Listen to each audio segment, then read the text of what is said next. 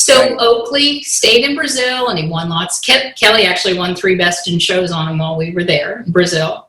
Wow. And it was a wonderful visit. So we left Oakley, and he spent the summer there, and they did, I was getting beautiful magazine ads from the Brazilian magazines, and he did great. Yeah. He had a wonderful stay there. In October, we brought him home. Max flew up with him and delivered him to Phil at the Columbus shows in Ohio in October. Mm-hmm. And that kind of started everything off. Phil didn't show him until January, and got started, and he was showing him because Mr. Malzoni still had the bitch out. So Oakley was shown for me basically by Phil the first year, and then we transitioned into the 2012 year that just went crazy and became the story of Oakley with 102 best.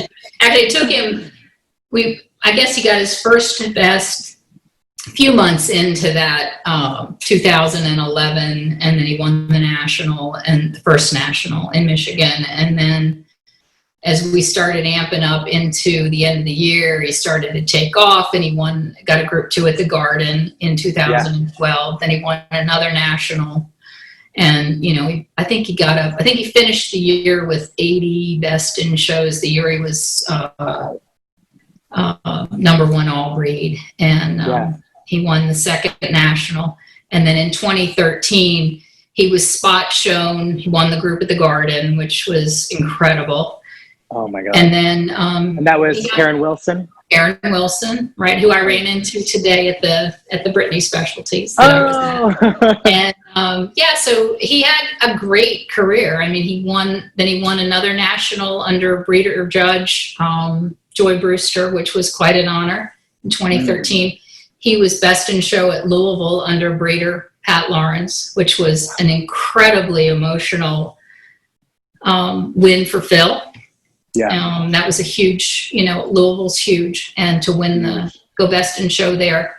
He won, I don't even have a count of how many specialties. I think he won every specialty they had at least once. We don't have a lot of specialties. We're kind of a small breed, but very amazing, just amazing career. And he's an old dog now. He's 14, and he lives with Kelly. I just saw him when I was at your house last. Yeah, he's great, and he's very he's healthy. He's going to be 14 in September, so that's a long life for a dog that was. He was very physical and very bouncing, and always all the feet up off the ground. And I have some spectacular photos of him leaping. At the Garden, trying to take the ribbon from Phil when they're going with the AKC rep for the interview. And he's very physical, and to have a dog like that to still be able to, he can still hit a free stack. I love that. It's great. So he's a true natural. Yes, it was to take a dog to that level, and I'm sure like that beautiful boxer that's out now. That's born into them, that showiness, that never quit. I guarantee if Phil walked in the kennel now, the dog would go nuts. I mean, he hears the motorhome fire up, and he's ready to go. It's his job, and he lives for it. Yeah, he was never a super dog in the field. He did well in the field, but he was born to be Oakley. I love that. Yeah. And that was a lot of teamwork to pull off that kind of... People have no idea. Tell us a little bit about that. Like, what kind of goes into that, and how do you manage all that? It's, Livia Craner ran the end out of Brazil because she was still in Brazil at the time. Now they're citizens here in the U.S. and moved here. But she ran, for Mr. Malzoni, she ran his end of it. Phil and I were on the phone daily talking about where to enter, what we need to do. When you have a dog as big as Oakley is, size-wise, transportation is always an issue. We would never have considered taking the dog on a plane as a service dog. So he had to be flown cargo everywhere. Wow. So there's a lot of now, lots of coordination, Logistics.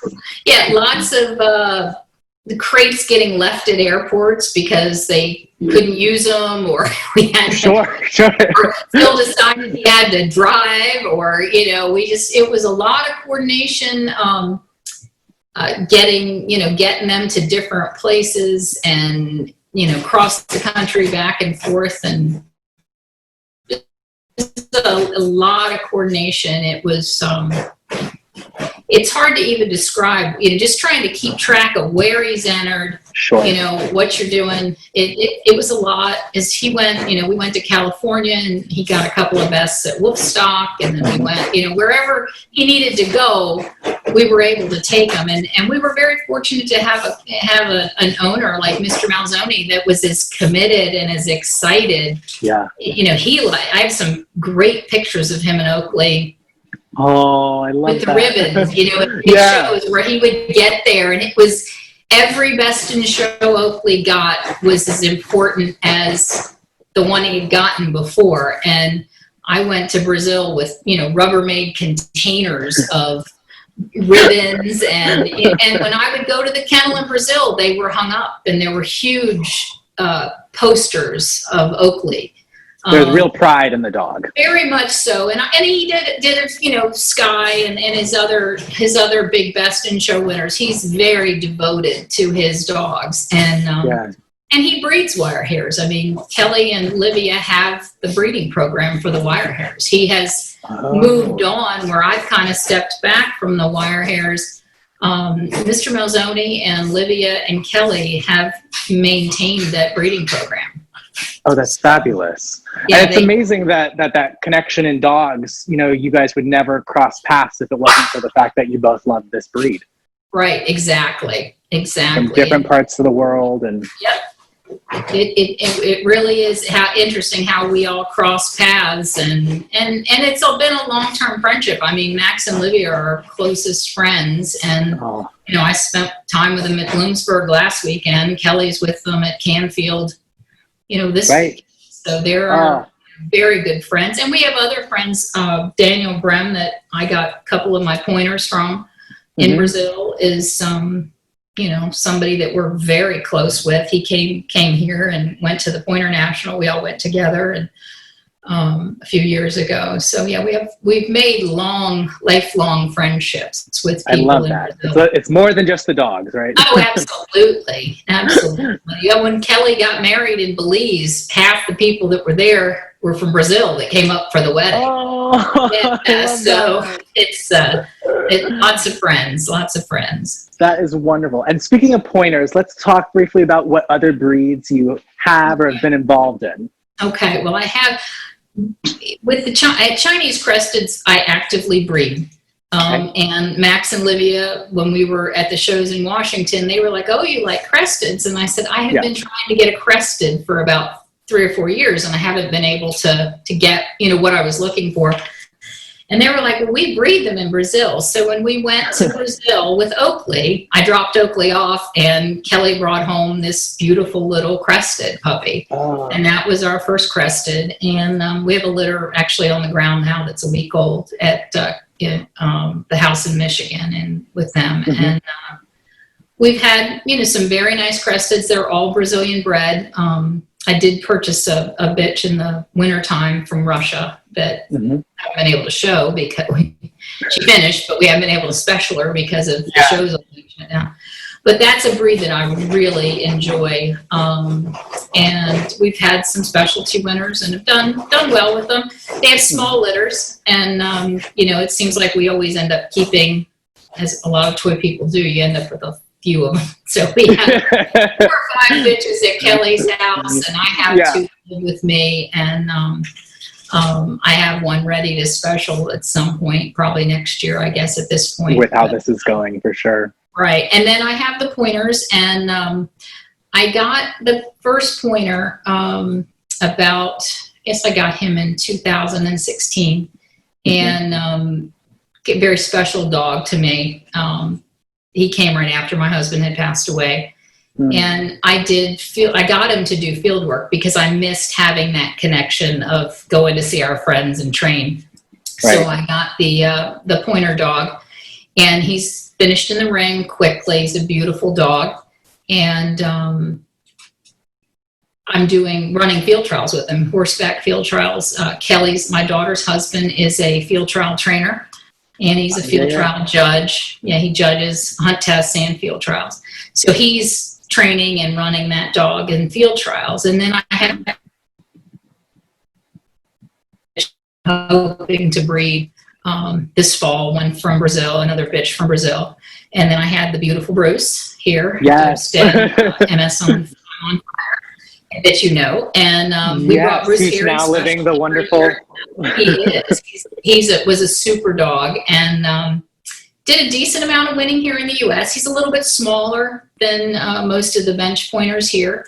Had done a ton of winning in Brazil, and Kelly showed him. And then a young man from Brazil that came to work for her showed him and qualified for Westminster, and showed him, made it all the way to the finals last year at the Garden. And Freddie showed Bruce, and then Bruce came home, and then you found us a wonderful home for Bruce. Yes, I'll see him with Ari and Michael next week. Yes, so. and I'm very excited that worked out.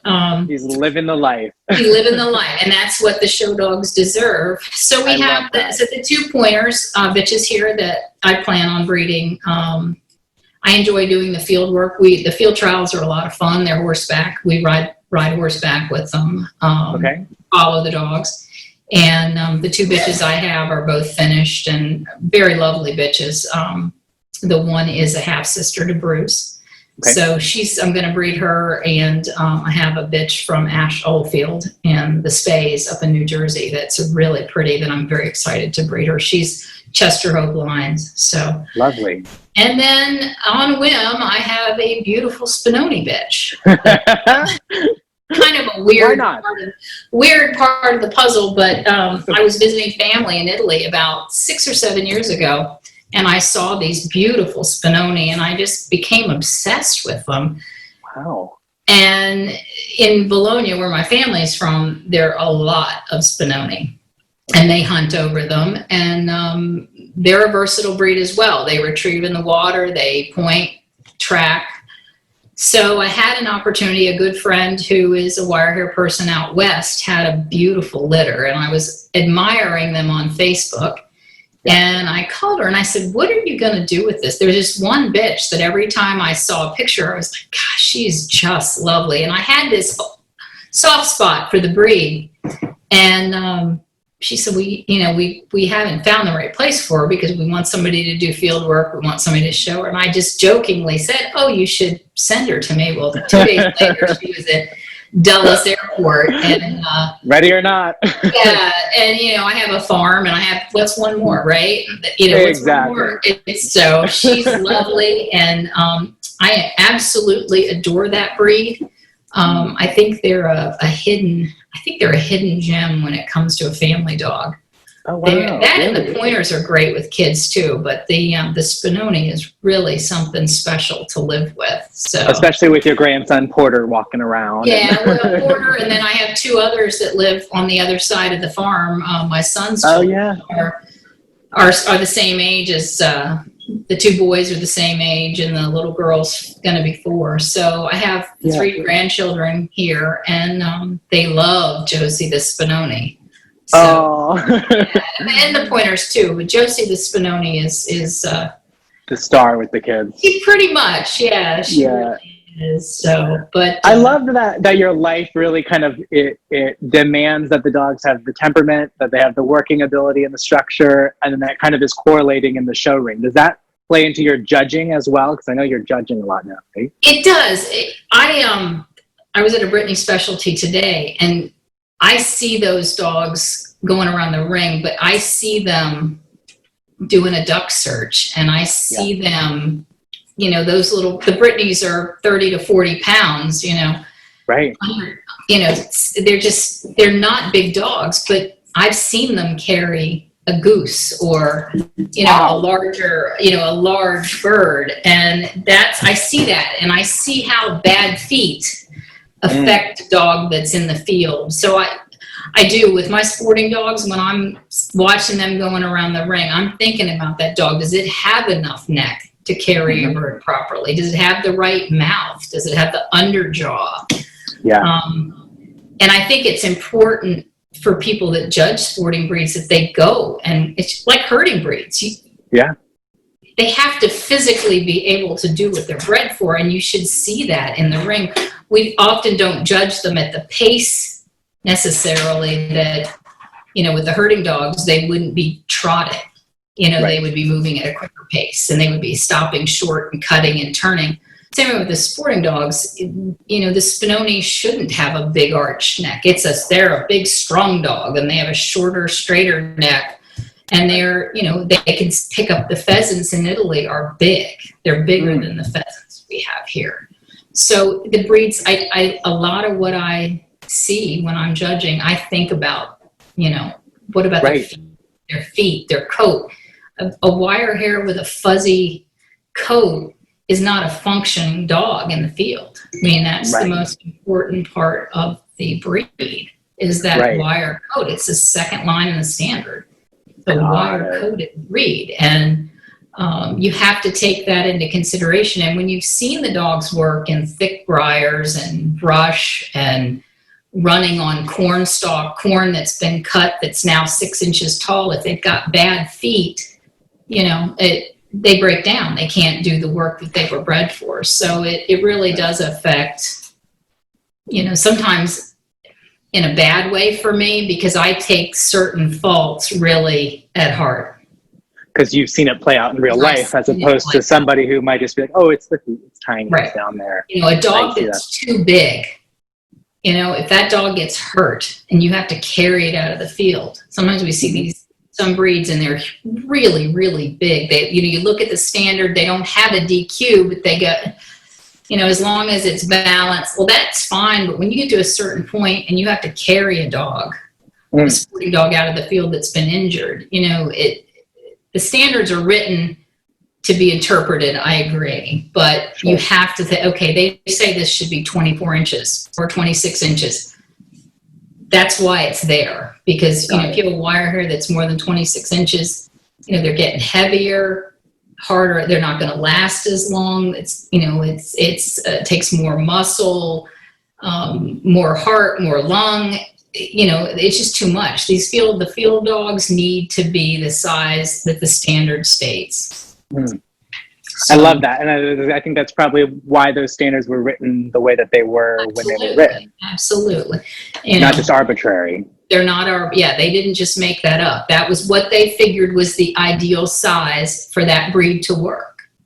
Brittany's are pretty small, but they still, as a versatile breed, they still do a duck search in NAVDA. They still have to swim. They still have to be able to pick up a good sized bird. And if they're not built right, they can't do it.